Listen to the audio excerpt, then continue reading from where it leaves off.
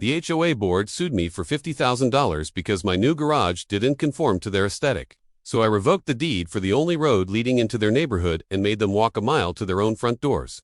My name is Leo, and I am a retired land surveyor and civil litigator living on 10 acres up in the Georgia mountains. A few years back, a developer slapped up a luxury neighborhood called Mountain View Estates right next to my land. The only way in or out was through a strip of my property that everyone just assumed was a public road. It wasn't.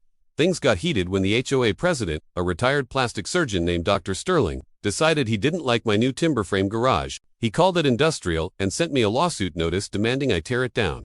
I tried to explain that I wasn't part of his little club, but he claimed his visual impact rules applied to my property too.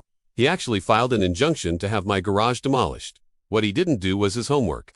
I'm a land surveyor. I pulled the original 1958 plat map for my family's land. That so-called public road, Alpine Way, was actually a private logging path my grandfather owned. The developer just paved over my dirt path without ever making it a legal public road. So, I sent the HOA a formal notice. I gave them 72 hours to drop the lawsuit and pay my $10,000 legal bill, or I'd be securing my private property. Dr. Sterling's response: a laughing emoji and a text that said, "See you in court, old man." I didn't wait for court. On Monday morning at 6 a.m., I had a crew install massive steel bollards and a 20-foot industrial gate right at my property line. It was all perfectly legal. I even left a 36-inch gap for people to walk through. I wasn't trapping them, just their cars. By 8 a.m., the chaos began.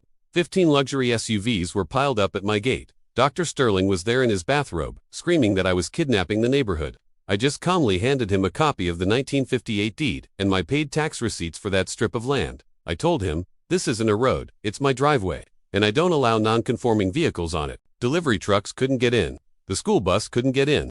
Residents had to park their Porsches on the highway and hike a mile uphill to get home. It didn't take long. By Tuesday afternoon, the HOA's insurance company was on the phone. They realized that if the road was private, they were on the hook for every accident that had ever happened on it.